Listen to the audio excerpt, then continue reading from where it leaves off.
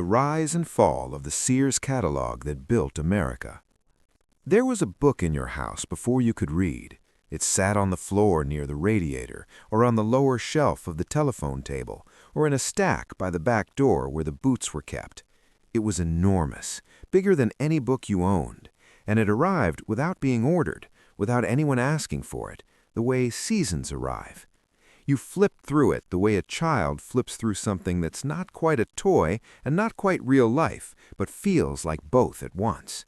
The pages smelled faintly of ink and something industrial and new. On every page there were things you did not know you wanted until you saw them. Coats, rifles, baby cribs, tractor parts, wrenches, wristwatches, living room furniture in colors that matched nothing in your actual living room. You folded down the corners of pages for things you planned to ask for at Christmas. You circled things in pencil. You studied that book the way some people studied Scripture, slowly, deliberately, with a private and almost sacred sense of possibility. That book was the Sears Roebuck and Company catalog, and for nearly a century it was one of the most important objects in American home life. It stopped arriving in 1993. The last general catalog, the Big Book, as people had come to call it, was discontinued after 97 years of publication. Sears cited financial losses and changing shopping habits. The official explanation was clean and businesslike, the way endings usually are. But what actually disappeared was something harder to name. To understand what the catalog really was, you have to understand what rural America looked like in 1888. That was the year Richard Warren Sears and Alva Roebuck issued their first mail-order watch booklet from Chicago. Most Americans did not live near a department store. Many did not live near a town of any meaningful size. A farmer in Kansas, or a miner's wife in Appalachia, or a homesteader in the Dakotas did not simply go shopping. Shopping meant a journey. It meant a half-day's ride in good weather to a general store that carried a limited selection at prices that often felt like exploitation. The local merchant knew he had no competition, and he charged accordingly. There was no comparison. There was no recourse. You paid what was asked, or you did without.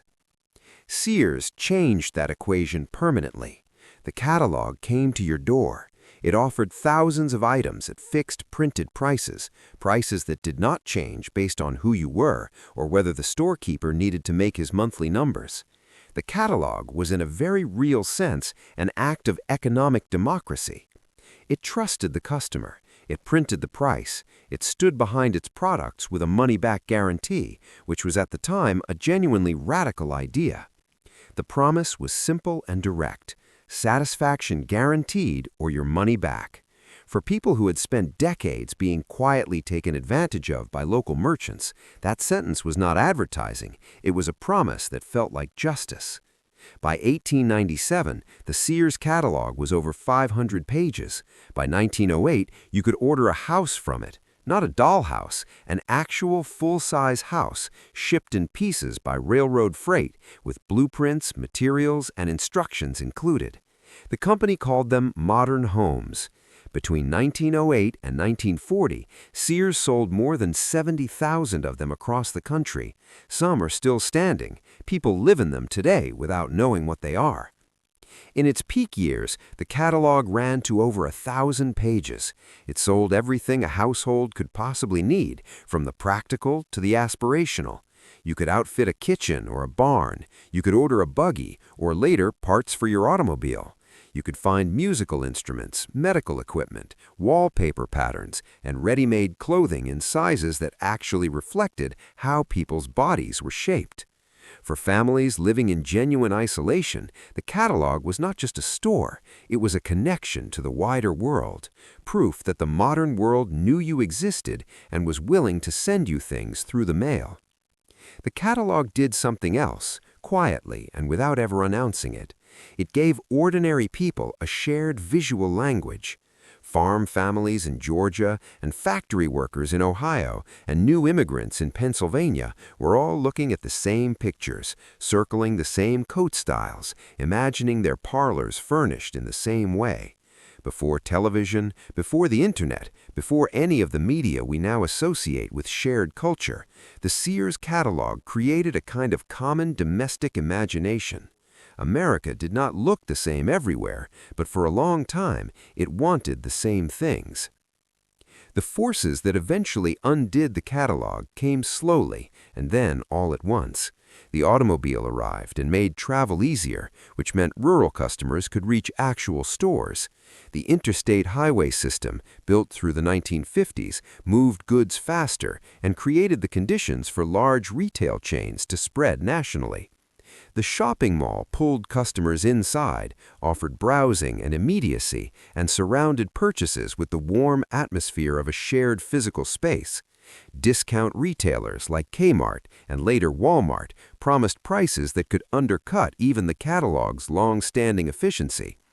Credit cards untethered shopping from the slower rhythm of mailing a check and waiting for delivery. The world got faster, and the catalog, which had once felt like the fastest way to buy something, began to feel like the slowest. There were also internal failures. Sears moved aggressively into retail stores throughout the middle of the 20th century, and those stores became the company's primary identity. The catalog became a secondary operation, expensive to print, expensive to fulfill, competing against its own physical locations. By the 1980s, competitors like JCPenney and Montgomery Ward had already scaled back or abandoned their own general catalogs. The logic of the thick, comprehensive mail-order book was dissolving in the face of a retail landscape that could deliver more, faster, and at lower cost. When Sears announced the end of the general catalog in January of 1993, 1,500 jobs were eliminated. The decision had been studied for years. It was practical, defensible, and in retrospect, probably inevitable. What remained after the catalog disappeared is harder to describe than what was lost. You can list the items that were once sold in it, the house kits, the weather vanes, the ready-made suits, the sewing machines. You can document the sales figures and the shipping volumes. But the catalog was also a habit. It was a warm evening with a warm drink and that heavy book open on the kitchen table, your mother marking pages, your father reading the fine print on a tool he had not seen before. It was a child's unspoken vocabulary of desire, the grammar of what a life could look like when things got a little better. It was proof, delivered to your mailbox every year, that someone, somewhere, believed you were worth reaching. We have not lacked for shopping since. The internet made the Sears catalog look small by comparison. 100 pages for every page Sears ever printed, available at any hour, delivered in 2 days to nearly anywhere. The efficiency is real, and the variety is extraordinary, but something in the texture of the experience is gone. The catalog arrived once a year. It asked you to slow down and look. It was a shared object, a household object, that multiple people could sit with, separately and together, and use as a kind of common shorthand for what they hoped for. There's no digital equivalent of the folded-down page.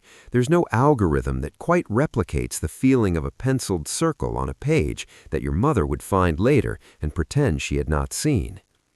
If you remember the catalog, you remember something particular about the rhythm of wanting things in that era, unhurried, tactile, full of the long and patient space between seeing something and actually having it. If you never knew it, it's worth knowing that for almost 100 years, a large, heavy book arrived at millions of American homes, and for a little while made ordinary life feel full of possibility. If this brought something back for you, leave a comment below. Tell me what you remember, the pages you kept, the things you circled, the copies that sat in your family's house. If you're new here, this channel is dedicated to those quiet corners of American life that deserve a little more time and attention before they fade completely from memory. Subscribe if that sounds like something you would like to carry with you.